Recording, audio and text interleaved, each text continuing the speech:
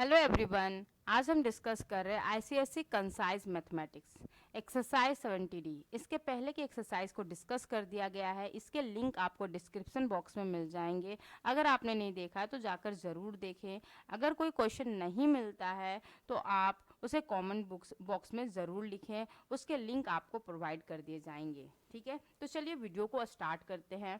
यहाँ पे पहला क्वेश्चन दे रखा है, the radius of a circle is 13 centimetre and the length of one of its chord is 24 centimeter. Find the distance of the chord from the center. ठीक है, question में बोला गया है कि एक सर्कल है जिसका रेडियस 13 सेंटीमीटर है और एक कोड है जिसका लेंथ 24 सेंटीमीटर है। आपको फाइंड आउट करना है कोड और सेंटर के बीच के डिस्टेंस को। तो सिंपली यहाँ पर एक सर्कल ड्रॉ करेंगे।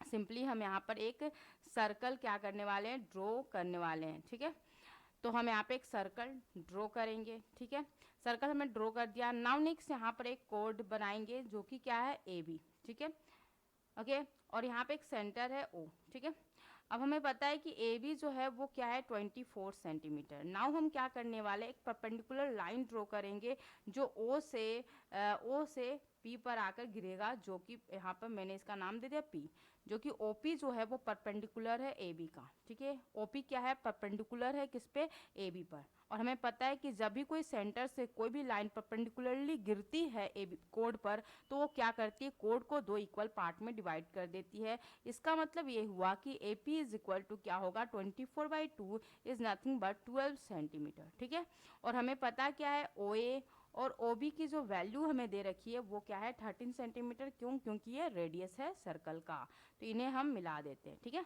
नाउ हम देख पा रहे हैं कि इन ट्रायंगल ए ओ पी ये एक प्रकार का राइट एंगल ट्रायंगल है। तो हम यहाँ पर लगाने वाले पाइथागोरस थ्योरम। तो हम लिख सकते हैं O P is equal to root under A P sorry A O square minus A P square. ठीक है, ए ओ की वैल्यू हमें पता है 13 whole square minus A P की वैल्यू हमें पता है 12 होल स्क्वायर। तो 13 का होल स्क्वायर हमें पता है 169 एंड 12 होल स्क्वायर 144। इन दोनों को सब्ट्रैक्ट करेंगे तो वैल्यू आ रहा है 25। तो आंसर होगा 5 सेंटीमीटर। तो ओपी की वैल्यू हमें क्या मिल गई, 5 सेंटीमीटर। मीन्स वाट की जो डिस्टेंस है सेंटर से कोड का वो है 5 सेंटीमीटर। नेक्स्ट क्वेश्चन दे रखा है, prove that equal code of congruent circle subtends equal angle eight there centre. यहाँ पे क्वेश्चन में बोला जा रहा है कि आप प्रूफ करो कि दो सर्कल है, दोनों ही सर्कल का जो रेडियस है, कॉन्ग्रेंट सर्कल का मतलब होता है ऐसी सर्कल जिसके रेडियस क्या है, सेम है। ठीक है, दो सर्कल है, ठीक है, दोनों में कोड बनाया गया, दोनों कोड क्या है, इक्वल है। मीन्स वाट कि यहाँ पर हम क्या कर रहे हैं, दो सर्कल बनाने वाले हैं। तो ये एक सर्कल है, ये दूसरी सर्कल है। ठीक है, दोनों में कोड है ए बी, यहाँ पर एक कोड ए बी है, दूसरे में कोड मैंने बना दिया सी डी। ठीक है, ओके, यहाँ पर ए बी और सी डी जो है वो इक्वल है। और साथ ही साथ हमें क्या पता है, कॉन्ग्रेंट सर्कल है, इसका मतलब यहाँ पर सेंटर से इनकी जो डिस्टेंस है ए ओ जो है, और यहाँ पर मैं इसका सेंटर ओ डेस मान लेती हूँ, और सी ओ डेस जो है वो दोनों क्या है, इक्वल है। ए ओ इज इक्वल टू सी ओ डेस। ठीक है, हमें प्रूफ क्या करना है कि जो एंगल सबटेंड हो रहा है वो भी क्या होंगे, इक्वल होंगे। मतलब हमें प्रूफ करना है कि ए ओ बी जो है वो इक्वल है सी ओ डैश डी के। ये हमें क्या करना है, प्रूफ करना है। ठीक है, नाउ सी, इसके लिए हम करने वाले क्या है, in triangle A O B and triangle C O dash D. ठीक है, यहाँ पे हमें पता है कि ए बी जो है वो इक्वल है सी डी का, जो कि गिवन है हमें, और साथ ही साथ रेडियस भी इक्वल है क्योंकि कॉन्ग्रेंट सर्कल है, तो ऑफकोर्स इसके रेडियस क्या होंगे, इक्वल होंगे। तो ए ओ और सी ओ डेस क्या है, इक्वल है। ठीक है, और साथ ही साथ ओ बी और ओ डेस डी जो है वो भी इक्वल है। तो यहाँ पे हम बोल सकते हैं कि ट्रायंगल ए ओ बी जो है वो कॉन्ग्रेंट है ट्रायंगल सी ओ डेस डी का। कैसे, तो साइड साइड साइड से। ठीक है, तो हम बोल सकते हैं कि एंगल ए ओ बी जो है वो इक्वल होगा angle C O dash D का। यही हमें प्रूफ करना था। नाउ नेक्स्ट हम आते हैं क्वेश्चन नंबर 3 में।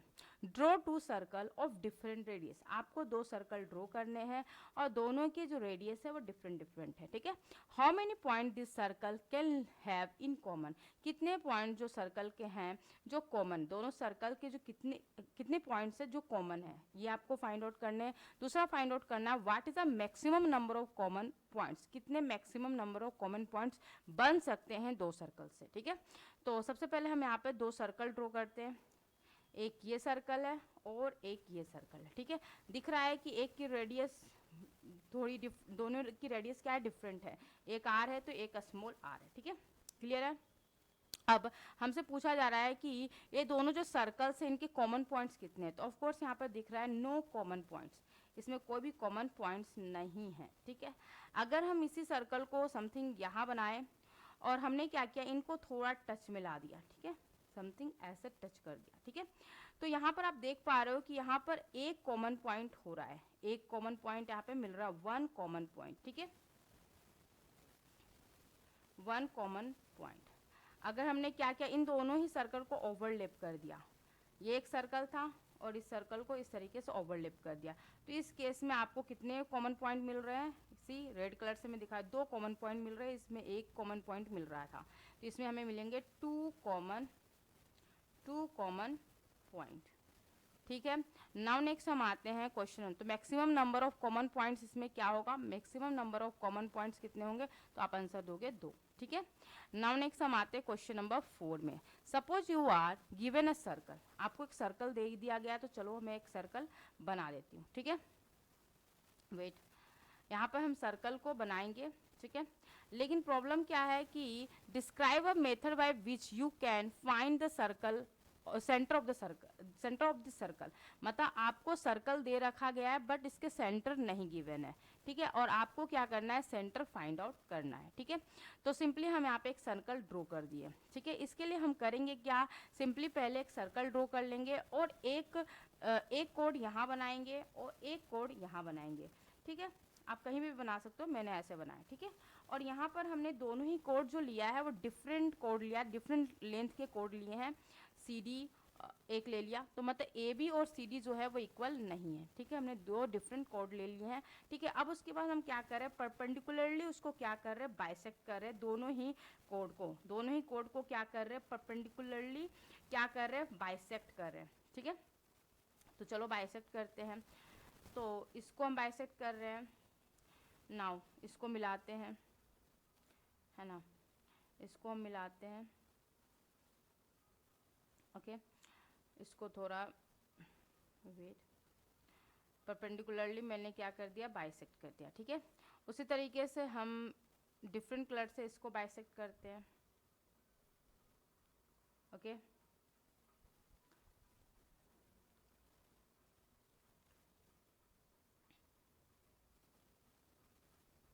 जिस पॉइंट पर ये दोनों जिस पॉइंट पर दोनों क्या कर रहे हैं, इंटरसेक्ट कर रहे हैं, जिस पॉइंट पे दोनों क्या करेंगे, इंटरसेक्ट करेंगे, वो आपका क्या होगा, सर्कल का सेंटर होगा।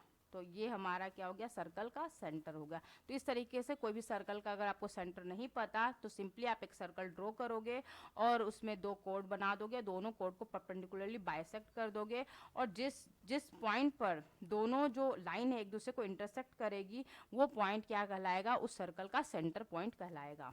नाउ नेक्स्ट हम आते हैं क्वेश्चन नंबर 5 में।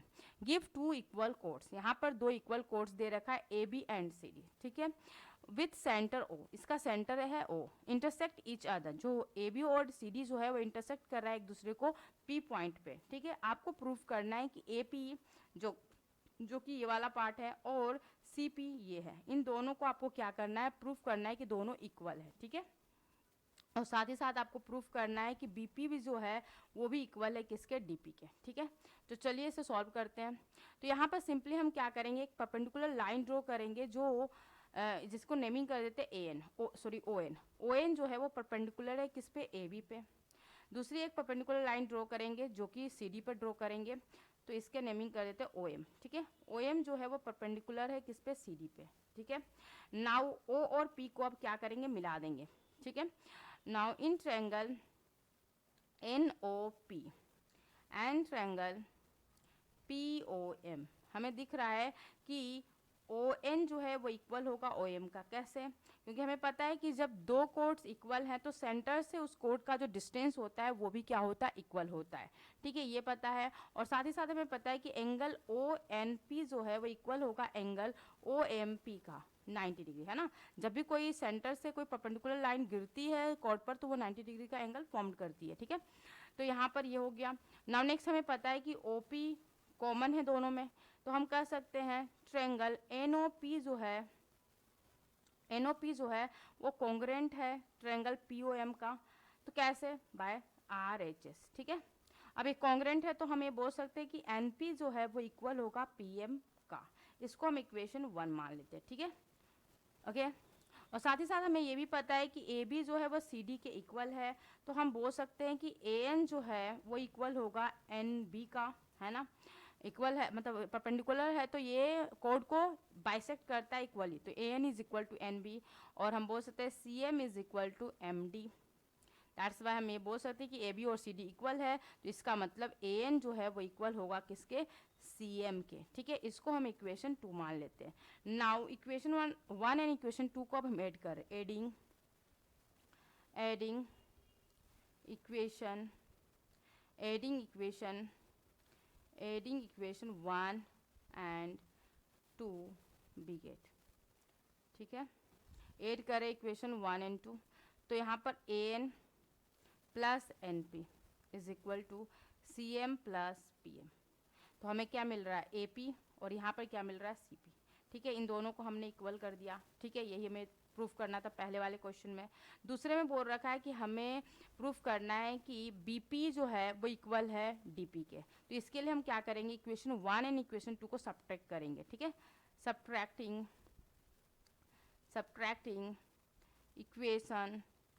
Equation 1 and 2 we gate.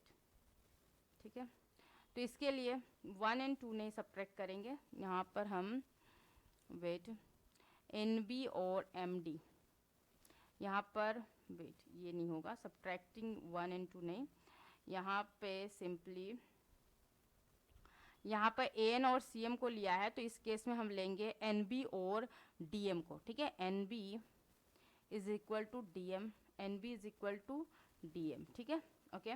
इसको हम मान लेते हैं इक्वेशन 3। अब यहाँ पर क्या करेंगे? Subtracting equation 1 and 3 we gate.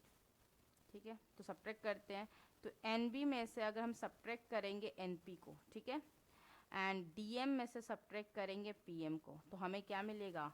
BP is equal to DP। तो हमें ये प्रूफ करना था, हमने ये प्रूफ कर दिया।